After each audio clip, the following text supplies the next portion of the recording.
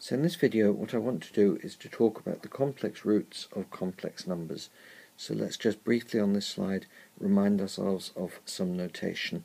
So supposing we have a complex number with a real part and an imaginary part, then we can draw it on the complex plane. This is the real axis, this is the imaginary axis. We put it to some location, and the notation which is helpful for finding complex roots is to write our complex number not in this Cartesian-like way, but in the following way. So we're going to describe it in terms of its distance from the origin, and we're also going to describe it in terms of which direction from the origin one needs to go in to get to the complex number. So we have a modulus, which is this length, and an angle which we're measuring anti-clockwise from the real axis. And in that way we see from this triangle that we can write our complex number as its modulus times the cosine of phi, that's what this distance will be, plus I times the modulus times the sine of phi, and that is this distance. And the modulus of z, which is here a squared plus b squared, is just this length. And we can also use Euler's formula, and Euler's formula says that the complex number is given by its modulus times e to the I phi, because e to the I phi is a way of writing the cosine of phi plus I times the sine of phi. So we will repeatedly use this throughout this video. So with that, let's move on and calculate an example on the next slide. So on this slide what I would like to point out is how useful the form of writing a complex number z as the modulus times e to the I phi is for calculating roots.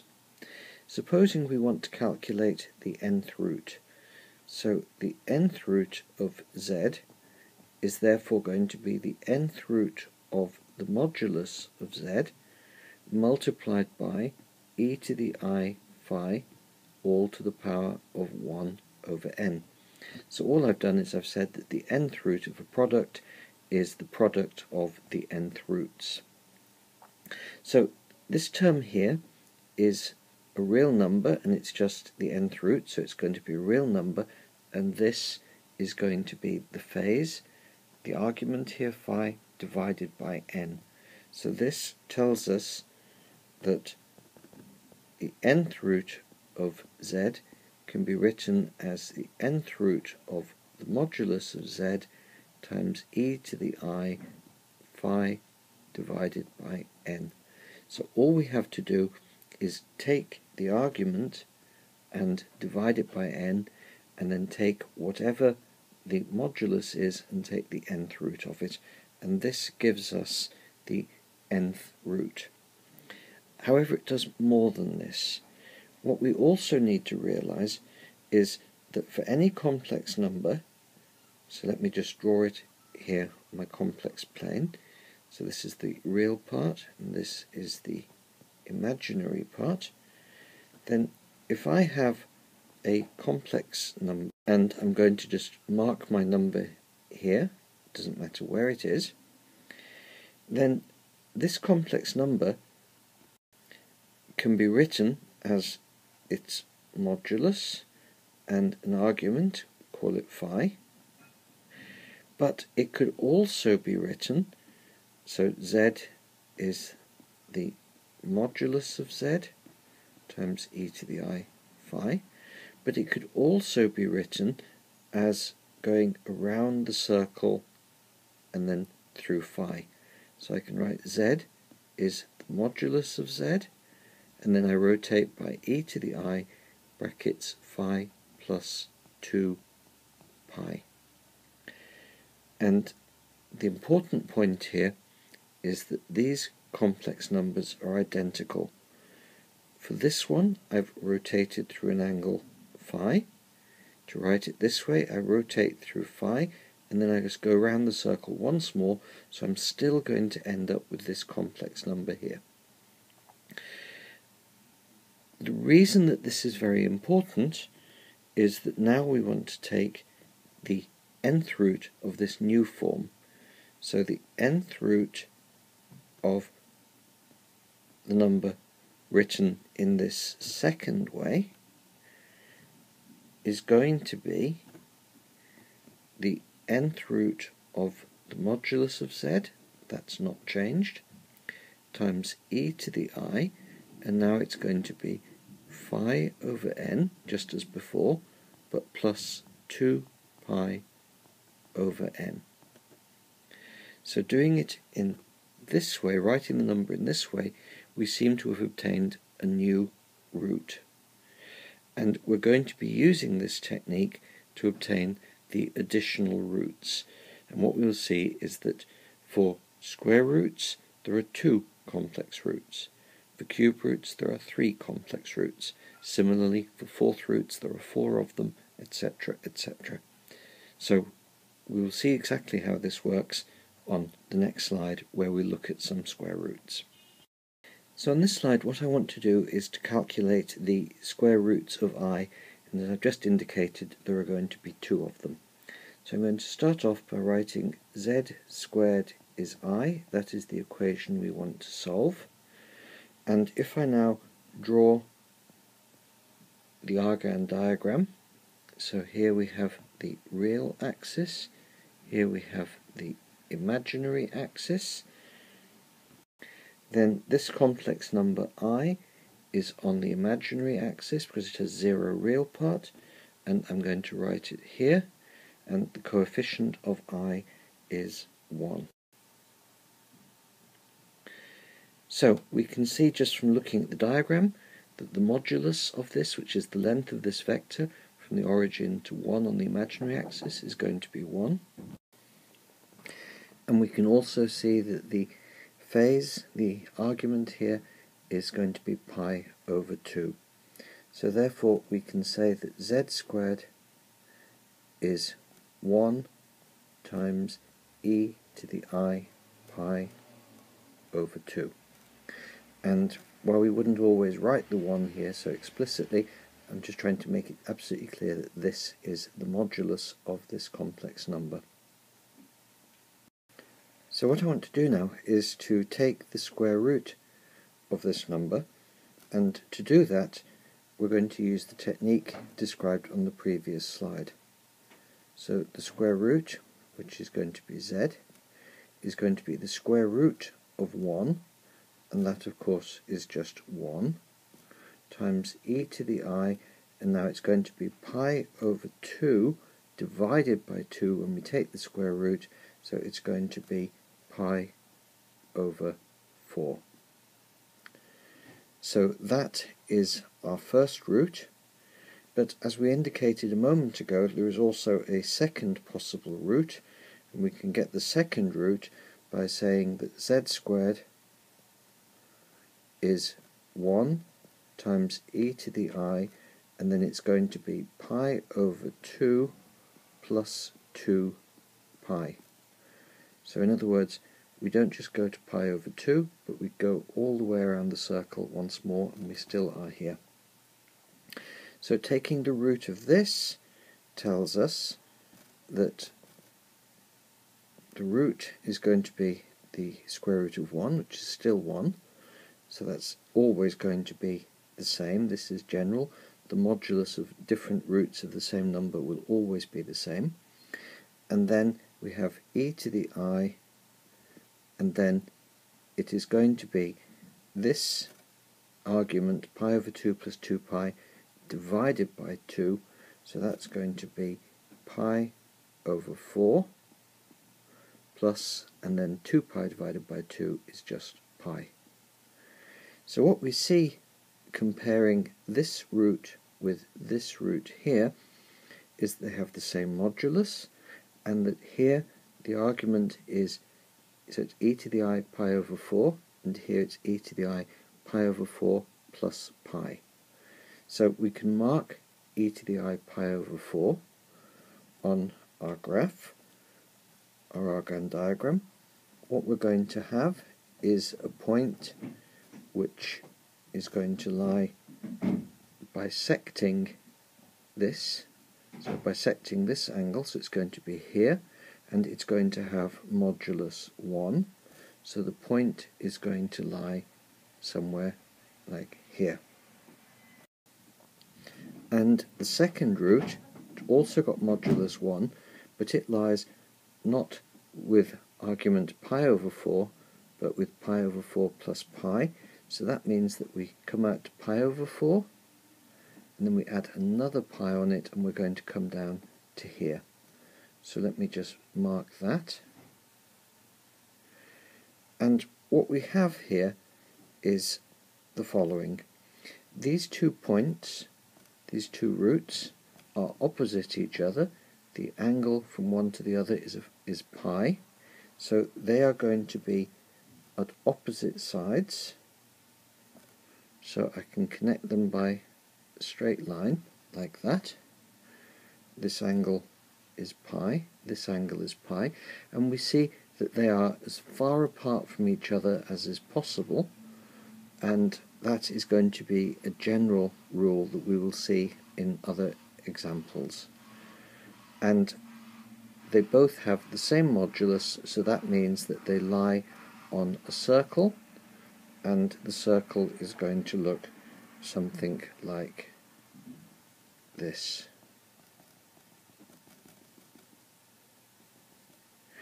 And I should just say that the fact that the complex number I, whose root we are taking, lies on the same circle is purely due to the fact that it has modulus 1.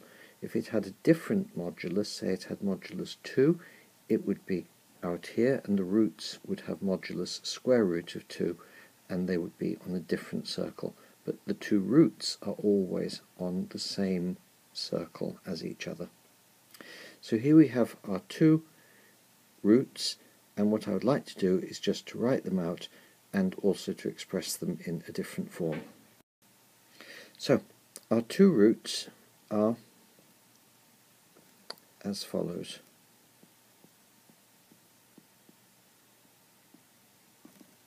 So the first one I'm going to call Z1, and this is 1 times e to the I pi over 4. So that means that this is 1 times the cosine of pi over 4 plus I times 1 times the sine of pi over 4.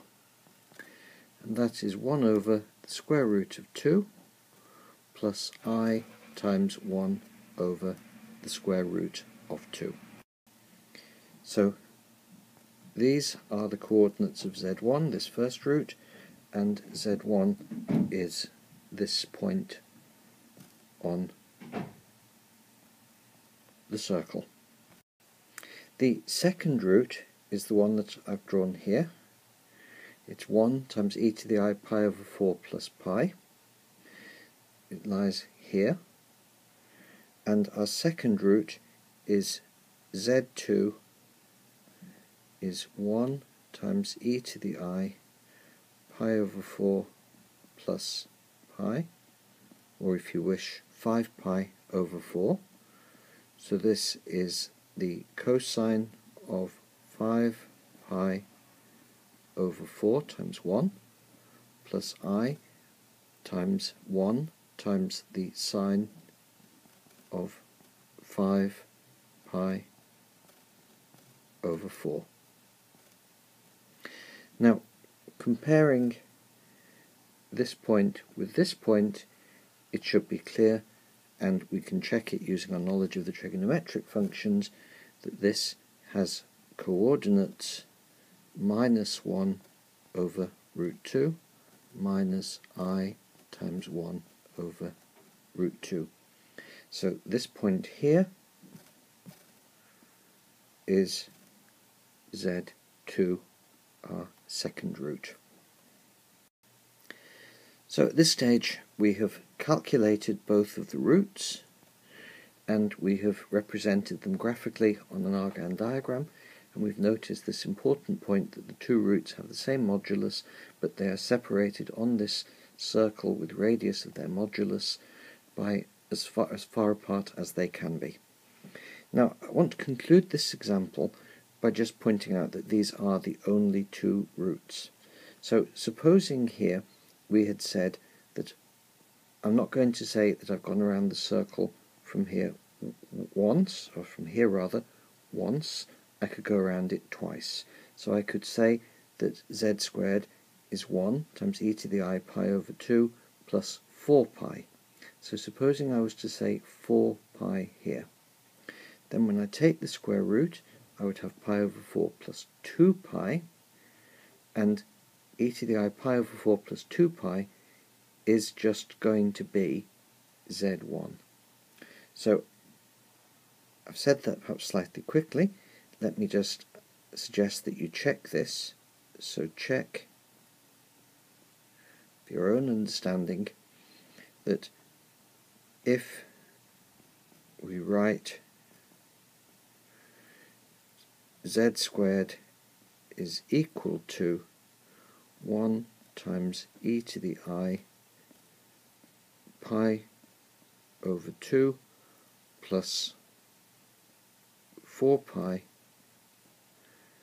you get the root z1 again. And similarly, if you were to say pi over 2 plus 6 pi, you get the root z2 again. So these are the only two roots, and with that I'm going to conclude this slide and move on to another example. So in this slide I want to calculate the two square roots of 1 plus I times root 3. So we're going to say that z squared is 1 plus I root 3. The modulus of this complex number is the square root of 1 squared plus the square root of 3 squared, which is going to be 3. So therefore the modulus of the complex number is the square root of 4, which is 2. So we can write our complex number, z squared, as 2 the modulus times a half plus I root 3 over 2. And now, because we've taken the modulus outside, what we have here is a complex number of unit modulus multiplied by this, and this number can be written in the form e to the I phi. So we need to recognize what these values are. So what we see is that our complex number is 2 times the cosine of pi over 3 plus I times the sine of pi over 3. So therefore we can write our complex number as 2 times e to the I pi over 3. And it's very easy now to take the square root of this number. So the first square root is going to be, I'll call it z1. It's the square root of the number as written above. So it's the square root of 2 multiplied by the square root of this, and to get the square root of this we just have to divide the argument here by 2. So we're going to get e to the I pi over 6. So we have here e to the I pi over 6.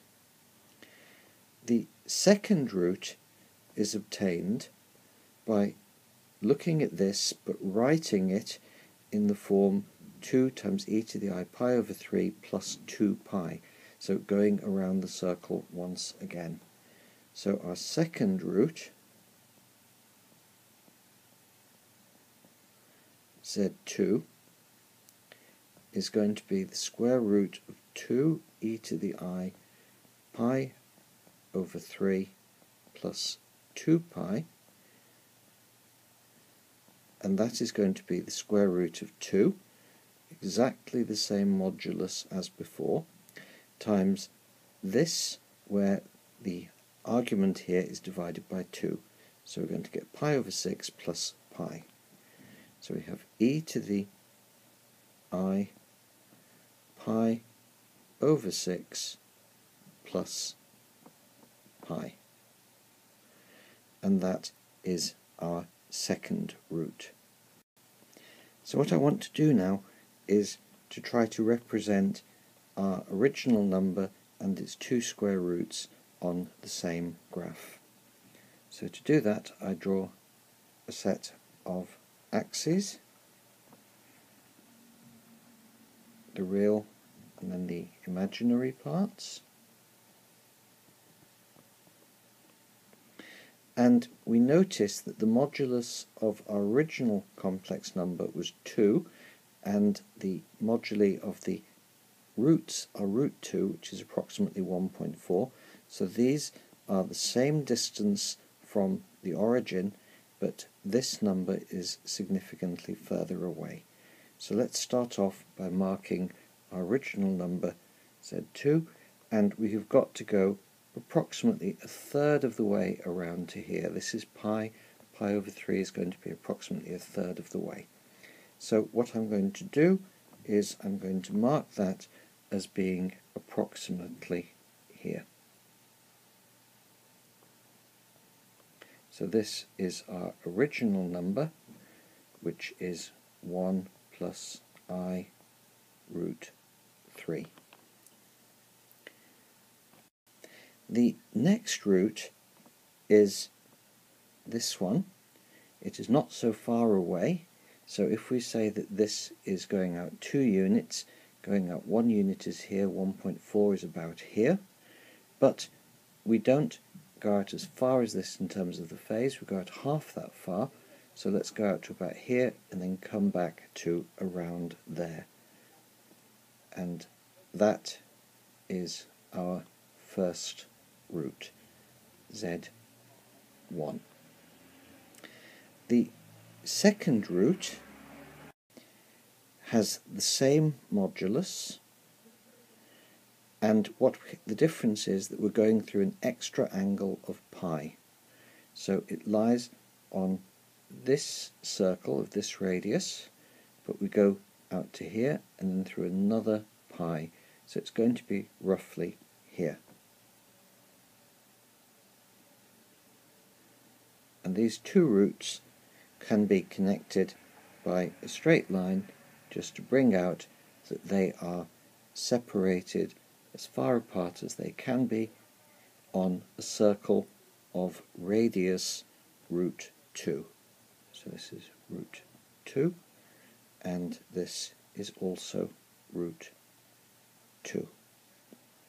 And the angle here is pi over 6, and the angle here is pi over 6 plus pi, which is of course 7 pi over 6.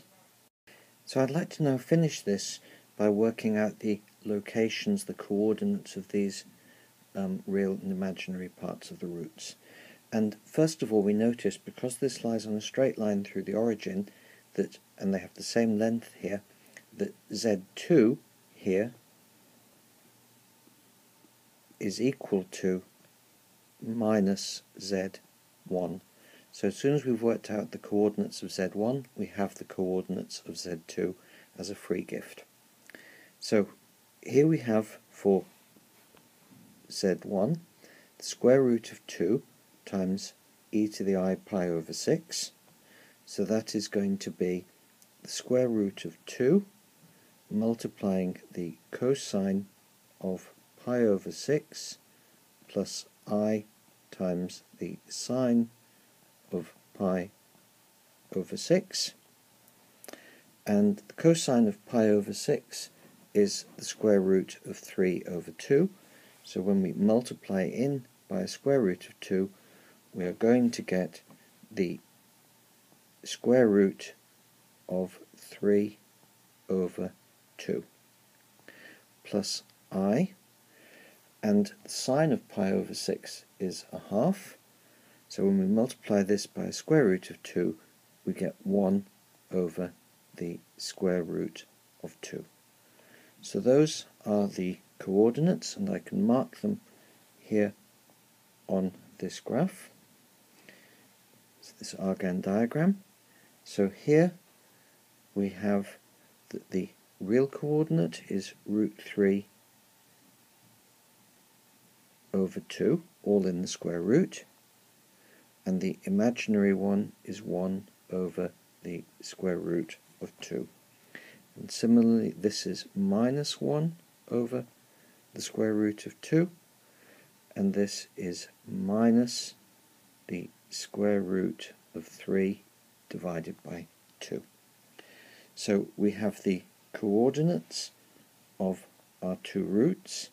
We have seen that they lie on a circle of radius √2 and that they are as far apart from each other as they can be. And with that, I will stop this video.